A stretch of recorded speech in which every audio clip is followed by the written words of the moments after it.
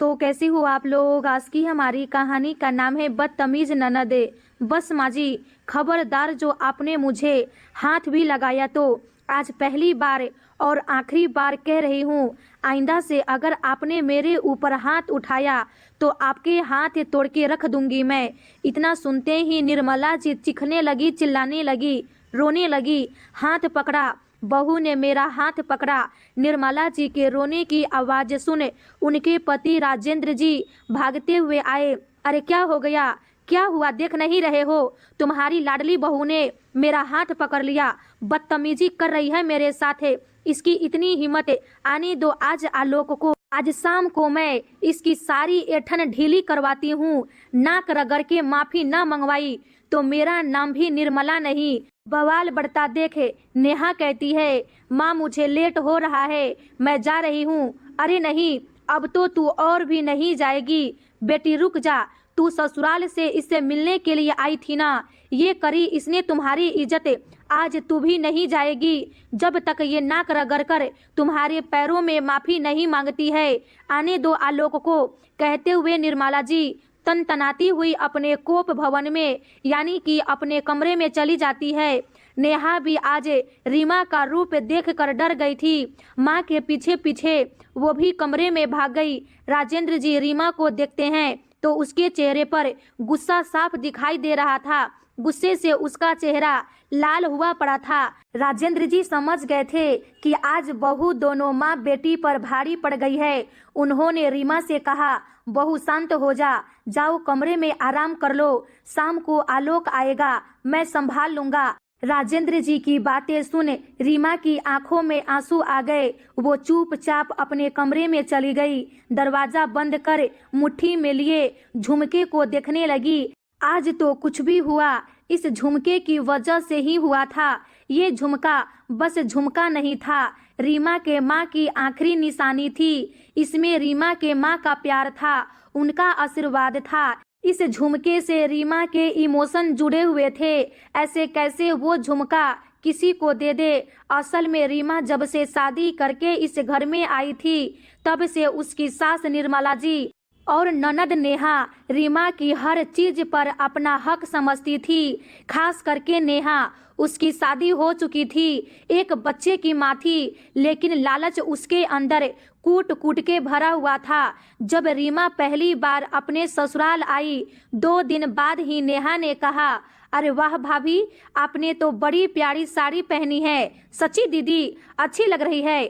खुशी से पूछा रीमा ने। हाँ, अच्छी नहीं, बहुत अच्छी लग रही है भाभी। आप मुझे अपनी साड़ी दिखाओ ना, मुझे आपकी साड़ी देखनी है। रीमा ने भी अपनी अलमारी खोलकर साड़ी नेहा के आगे रख दी। साड़ियाँ देख नेहा एकदम से पगला जाती है। भाभी बहुत अच्छी है, एक से बढ़कर एक साड़ी है, कितनी प्यारी प्यारी कलर है। तब तक कमरे में निर्मला जी भी आ जाती है। हाँ, तुम्हें अच्छी लग रही है तो ले लो, भाभी है ले सकती हो। अब ननद का इतना हक तो बनता ही है ना, क्यों बहू? हाँ माँ जी, दीदी आपको जो साड़ी चाहिए आप ले लो, सच्ची भाभी। इतना सुनते ही नेहा खुशी से उछलते हुए खुद ही अलमारी में से अपने लिए अपनी पसंद की 5 साड़ियाँ निकाल लेती है। भाभी ये 5 मुझे बहुत अच्छी लग रही है। अब रीमा कुछ बोलती उससे पहले ही हाँ तो रख लेना बेटा, कौन सी बड़ी बात है, रख ले। भाभी की पास साड़ियों की कमी थोड़ी ना है, और जब जरूरत होगी तो मैं दे दूंगी, तू रख ले। बस फिर क्या था, खुश हो गई थी नेहा। तभी उसकी नजर अलमारी के कोने में रखी एक बेडशीट पर पड़ी। उसने लपकते हुए बेडशीट उठाई और अपनी माँ से बोली, माँ ये तो प्योर कॉटन लग रही है, मेरी वाली बेडशीट खराब हो गई है, उसका कलर उतर गया है, मैं ये ले लूँ क्या? पूछने वाली क्या बात है, ले ले ले ले। अब रीमा का चेहरा थोड़ा उदास हो गया था। ऐसे अपने सामने अपना सम्मान लुटते हुए देखकर वो कुछ नहीं बोल सकती थी कि कहीं सबको बुरा न लग जाए कि एक साड़ी और बेडशीट के लिए ये बोल रही है। वैसे भी रीमा को भी यहाँ के बारे में कुछ भी पता नहीं था, इसीलिए उसने चुप रहना ही सही समझा। नेहा 5 साड़ी और बेडशीट लेकर खुशी खुशी चलती बनी। नेहा का ससुराल मुश्किल से आधे घंटे की दूरी पर था, इसलिए नेहा हर महीने जब भी जी करता माँ से मिलने चली आती। अब तो नई नई भाभी आई थी तो भाभी से मिलने का नया बहाना और था। फिलहाल तो इस बार रीमा चली गई थी, लेकिन 1 महीने बाद वो दोबारा 2 दिन के लिए आई। इस बार आते ही सबसे पहले वो रीमा के कमरे में ही घुस गई। कमरे की सजावट देख उसने कहा, अरे वाह भाभी, आपने तो अपने कमरे की बड़ी अच्छी सजावट की है। इतनी अच्छे अच्छे सामान और अपना ये ड्रेसिंग टेबल, वाह भाभी, कितने सारे सामान है मेकअप का, हर सामान है आपके पास। इतनी सारी लिपस्टिक, हर कलर की लिपस्टिक है। वो उठा उठा कर एक एक लिपस्टिक देखने लगती है और 2-3 कलर उससे अच्छे लगते हैं वो तुरंत ही अपने पास रख लेती है।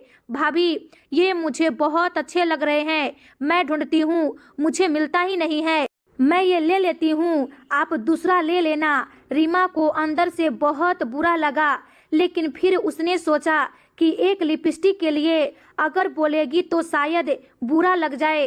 तभी नेहा की नज़र नीचे बॉक्स में पड़े रीमा के कंगन पर गए। वाह भाभी, आपने तो बड़े ही प्यारे प्यारे कंगन लिए हैं। भाभी, ये सब आपने खरीदा है? नहीं दीदी, ये सब कुछ मेरी माँ के पसंद का है।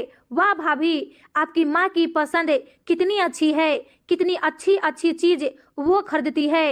एक मेरी माँ है, उसे तो कुछ पता ही नहीं है। भाभी, ये 2-3 कंगन मैं ले लेती हूँ। तभी निर्मला जी भी कमरे में आ जाती है। अरे क्या बातें हो रही है ननद भाभी के बीच। और नेहा, हर बार तू तो आती थी तो माँ से मिलती थी, इस बार तो तूने माँ से मिलना भी जरूरी नहीं समझा। अरे क्या माँ, तू भी देखो ना, भाभी ने अपने कमरे की कितनी अच्छी सजावट कर रखी है। और ये देखो कितनी प्यारी प्यारी लिपस्टिक है, कितने सुंदर सुंदर कंगन है। ये सब उनकी माँ के पसंद के हैं। उनकी माँ की पसंद कितनी अच्छी है ना। इसमें से देखा मैंने कुछ लिपस्टिक और कंगन अपने लिए ले लिए तो ले ले बेटा, रोका किसने है। छोटी छोटी चीज है, इसके लिए बार बार बोलना जरूरी थोड़ी होता है। तुझे जो पसंद आए ले ले। क्यों बहू? जी माँ जी। जबरदस्ती चेहरे पर मुस्कुराहट लाने की कोशिश कर रही थी रीमा। अब तो ये हर महीने का हो गया था। नेहा हर महीने रीमा से मिलने चली ही आती थी, लेकिन हर बार रीमा की कोई ना कोई चीज लेकर जरूर जाती थी। रीमा की सारी बेडशीट, यहाँ तक कि डेकोरेशन का सामान तक अगर उसे पसंद आ गया तो वो उठा ले जाती थी। अब रीमा धीरे धीरे नेहा के आने से डरने लगी थी। जब भी नेहा आती तो रीमा के मन में एक डर होने लगा था कि कहीं इस बार भी कुछ उठा कर ना ले जाए। इस बार नेहा 3 महीने तक नहीं आई थी। रीमा ने राहत की सांस ली थी, कम से कम पीछा छूटा। लेकिन एक दिन अचानक ही नेहा फिर से आ गई। नेहा को देखते ही रीमा भाग के अपने कमरे में गई और अपना सारा सामान अपने अलमारी में बंद करके रख दिया ताकि नेहा की नज़र किसी सामान पर ना जाए। लेकिन रीमा ये देखकर हैरान थी कि इस बार नेहा उसके कमरे में नहीं गई, बल्कि अपने माँ के पास ही बैठकर धीरे धीरे बातें कर रही थी। थोड़ी देर बाद माँ बेटी दोनों ही रीमा को अपने पास बुलाती है और निर्मला जी कहती है, बहू, नेहा को ना तुम अपनी विदाई वाली लहंगा दे दो, उसके ननद की शादी पड़ी है। इतना सुनते ही रीमा का चेहरा उतर गया। वो बिल्कुल अपनी विदाई का लहंगा देना नहीं चाहती थी। उसने कहा, माँ जी, हमारे यहाँ विदाई के लहंगे नहीं दिए जाते हैं किसी को। अरे बहू, ऐसी कोई रिवाज नहीं है, ये तो बस एक ढकोसला है। अब उसके ननद की शादी पड़ी है तो अपने लिए जाएगी लहंगा खरीदने, सिलवाएगी। इससे अच्छा है अपना ही दे दो। हाँ भाभी, मैं आपको वापस कर दूंगी लहंगा। मैं हमेशा के लिए नहीं मांग रही, बस शादी में पहनने के लिए दे दो आप। रीमा को अच्छे से पता था कि अगर एक बार लहंगा दे दी तो दोबारा वापस मिलने वाला नहीं है। लेकिन नेहा ने जिस अंदाज में बोला था, रीमा को लगा शायद ये लहंगा वापस कर दे। मन मार के रीमा ने अपना लहंगा नेहा को दे दिया। नेहा खुशी खुशी लहंगा लेकर चली जाती है। शाम को जब आलोक घर आता है, रीमा उसे सारी बात बताती है। रीमा की बात सुन आलोक कहता है, जाने दो रीमा, शादीशुदा बहन है, जब मुंह खोलकर मांग रही है तो माना भी कैसे किया जा सकता है। और उसने बोला है ना कि वो दे देगी, दे दी तो ठीक है, नहीं तो तुम मांगना मत, मैं तुम्हें दूसरा दिलवा दूंगा। पति की बातें सुन रीमा चुप हो जाती है।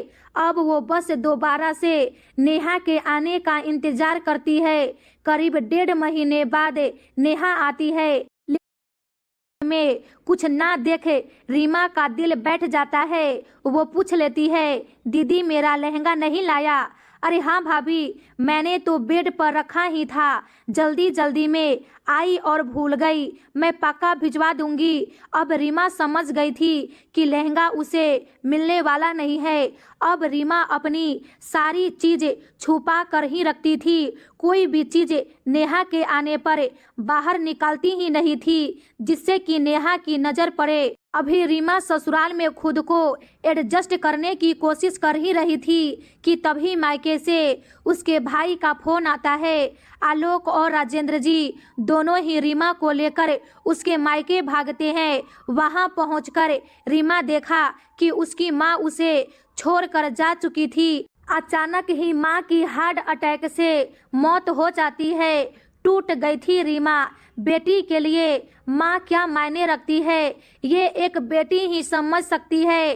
करीब 1 महीने तक रीमा अपने मायके में रही। जब माँ का सारा क्रियाक्रम हो गया, सारी पूजा पाठ हो गई, तो रीमा अपने घर जाने लगी। तो रीमा के पापा ने उसके हाथ में झुमका पकड़ाते हुए कहा, बेटा ये तुम्हारी माँ ने तुम्हारे लिए बनवाया था, ये उनकी आखिरी निशानी है तुम्हारे लिए।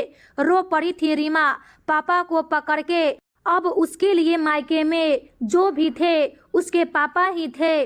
दुखी मन से पापा को रोता हुआ छोड़ रीमा ससुराल वापस आ जाती है। ससुराल आकर वो निर्मला जी को पकड़ के खूब रोती है। निर्मला जी कहती है, रो मत बहू, ये तो दुनिया की रीत है, सबके साथ एक दिन होता है। पहली बार सास का प्यार पाकर रीमा और भी रोने लगी थी। निर्मला जी ने रीमा को समझाया, शांत कराया। अगले दिन रीमा निर्मला जी के पास अपने पापा का दिया हुआ माँ की आखिरी निशानी झुमके लेकर जाती है और कहती है, माँ जी ये मेरी माँ मेरे लिए बनवाया था, ये उनकी आखिरी निशानी है। कहते हुए एक बार फिर से रो पड़ी थी रीमा। झुमका काफी वजनदार और बहुत ही खूबसूरत डिजाइन था। निर्मला जी झुमका देखते ही खुश हो गई और रीमा से बोली, बहू तुम्हारी माँ तुम्हें बहुत मानती थी और उनकी पसंद भी बहुत अच्छी थी, सच में बहुत अच्छा झुमका बनवाया है उन्होंने। रीमा बेचारी खुद को घर के कामों में लगाकर माँ को भूलने की कोशिश कर रही थी। इसी बीच नेहा रीमा को सांत्वना देने आई और बातों ही बातों में निर्मला जी नेहा को बता देती है झुमके के बारे में। रीमा भी तुरंत बोली, हाँ भाभी, आपकी माँ ने आपको झुमके दिए थे, मुझे नहीं दिखाएंगी? क्यों नहीं दीदी, जरूर दिखाऊंगी। कहते हुए रीमा झुमका निकाल के ले आती है। झुमका देखते ही नेहा की नीयत बदल जाती है। वो झुमके को बड़े ही ध्यान से देखती है, खुद के कानों में लगा लगा के देखती है और अपनी माँ से कहती है, माँ देखो कितने अच्छे लग रहे हैं ना ये झुमके। निर्मला जी बेटी की हाँ में हाँ मिलाते हुए बोली, हाँ बेटी ये तो सच में बड़े अच्छे लग रहे हैं और तेरे चेहरे पर तो और भी खिल रहा है। सच्ची माँ, माँ सच में ये बहुत प्यारे झुमके हैं, मैं इसे रख लूँ क्या? हाँ बेटा, पूछने की क्या बात है, झुमके ही तो है, दूसरे बन जाएंगे इसी डिजाइन के, तुम्हें चाहिए तो तुम ले लो। लेकिन भाभी ये उनकी माँ की आखिरी निशानी है, मैं कह रही हूँ ना, तुम्हें अच्छी लग रही है तो तुम ले लो। भाभी ने आज तक कुछ कहा है कि नहीं देगी?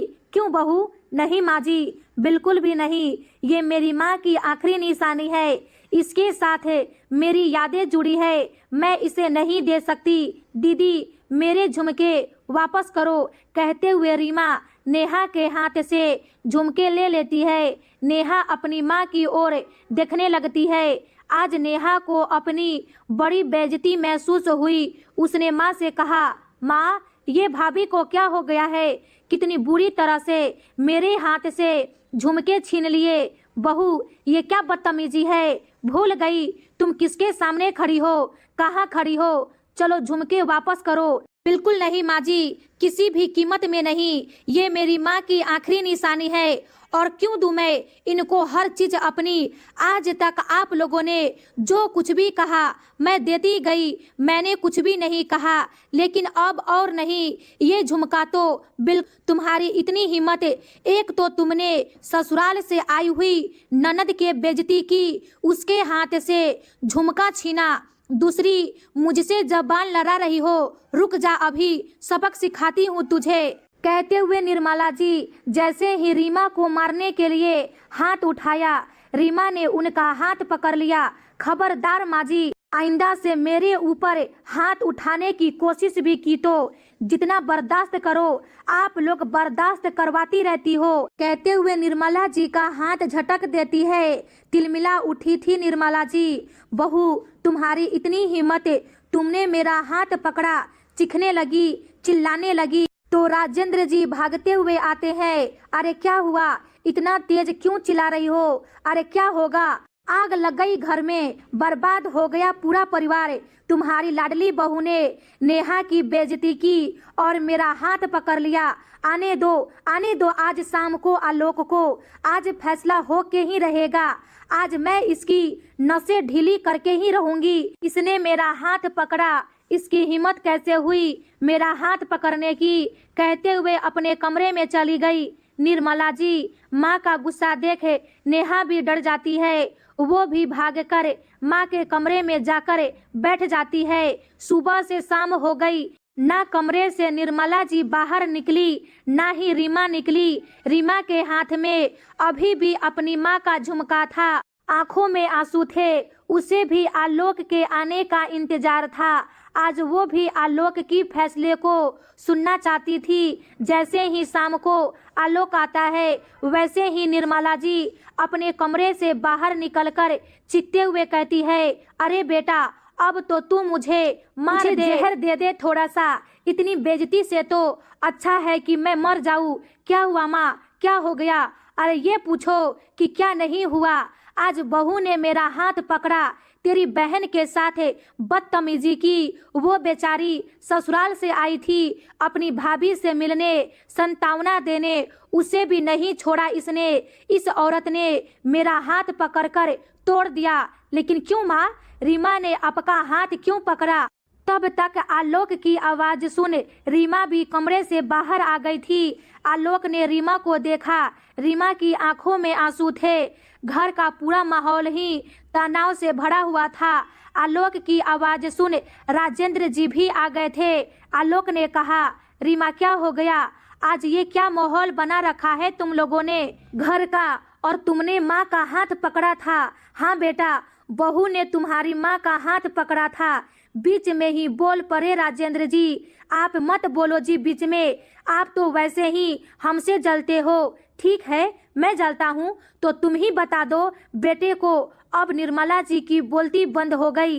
कैसे बताए कि उन्होंने बहू के ऊपर हाथ उठाया था। उन्होंने कहा, अरे बेटा क्यों पकड़ा था, कब पकड़ा था, इससे क्या मतलब है?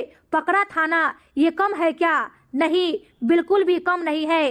पहले तुम बात तो पूरी बताओ। दोबारा से बोल पड़े राजेंद्र जी, तुम बाहर क्यों नहीं जाते, तुम क्यों बीच में घुस आते हो? क्योंकि मुझे पता है बहू कुछ बोलेगी नहीं, तुम अपनी बोलकर एक बार फिर से अपनी जीत करोगी। लेकिन इस बार तुम गलत हो, इसलिए गलत का साथ मैं नहीं देता हूँ। लेकिन क्या हुआ, मुझे कोई कुछ बताएगा? गुस्से में चीख पड़ा आलोक। राजेंद्र जी ने सारी बात आलोक को बताई। सब कुछ सुनने के बाद आलोक ने रीमा को देखा। रीमा की आंखों से लगातार आंसू बह रहे थे। वो बेचारी बनी चुपचाप खड़ी थी। गुस्से में आलोक अपने माँ से कहा, माँ तुम इतना नीचे क्यों गिर रही हो? तुम रीमा को मारने गई थी, रीमा पर हाथ उठाया था तुमने। माँ तुम्हारा दिमाग कहाँ जा रहा है? दिन प्रतिदिन अगर तुम्हें रीमा से इतनी ही तकलीफ है तो मैं उसको लेकर घर छोड़ दूँ, फिर शांति से रहोगी ना इस घर में? अकेली रहोगी? निर्मला जी ने कुछ भी नहीं बोला। यहाँ तो उनका पासा ही पलट गया था।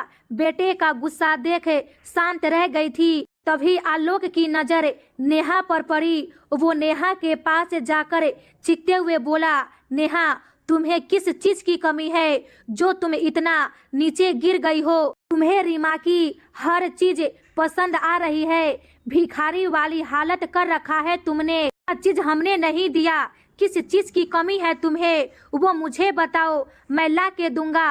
अगर तुम्हारा पति तुम्हें कुछ नहीं लाके देता है तो मैं देता हूँ, हमसे कहो, मुझे लिस्ट दो। दूसरों की चीज तुम्हें बहुत अच्छी लगती है, खुद भी कभी कुछ देती हो किसी को, बस लेना ही जानती हो। और माँ तुम नेहा के हाँ में हाँ मिलाती रहती हो। तुम्हारे पास इतनी भी अकल नहीं कि वो झुमका रीमा की माँ की आखिरी निशानी है, तुम उसे भी नेहा को दिलवाने चली थी। माँ इतना पत्थर दिल मत बनो, शौक सबके होते हैं, उस बेचारी के भी शौक होंगे। उसकी माँ ने भी बड़े शौक से ही सब कुछ खरीदा था उसके लिए, और तुम उसकी माँ की आखिरी निशानी वो झुमका भी नेहा को दिलवा रही हो। कुछ तो शर्म करो। और नेहा तुम आइंदा से रीमा की कोई भी चीज को हाथ नहीं लगाओगी, चाहे वो तुम्हें अच्छा लगे या बुरा लगे। तुम्हें जिस चीज की जरूरत होगी मुझे बता देना, मैं खरीद के दे दूंगा, लेकिन रीमा की एक भी चीज तुम्हें नहीं छूनी है, नहीं तो फिर सोच लेना। कहते हुए आलोक गुस्से में रीमा को लेकर कमरे में चला जाता है। आलोक की डांट सुनकर दोनों ही माँ बेटी अपना सा मुंह लेकर खड़ी रह गई थी। आज नेहा को अपनी बड़ी बेइज्जती महसूस हो रही थी। रीमा आलोक को पकड़कर रो पड़ती है। कम से कम माँ के जाने के बाद आलोक तो है ना जो उसे समझते हैं, उसकी भावनाओं की कदर करते हैं। अब उसे अपनी सास ननद की बिल्कुल भी चिंता नहीं थी, क्योंकि अब रीमा अकेली नहीं थी। रीमा के साथ उसके पति आलोक और उसके ससुर राजेंद्र जी भी थे। और वैसे भी इतनी बेइज्जती के बाद अब नहीं लगता कि माँ बेटी ऐसी कोई भी हरकत करेगी। तो दोस्तों आशा करती हूँ ये कहानी आप लोगों को अच्छी लगी हो, तो प्लीज़ वीडियो को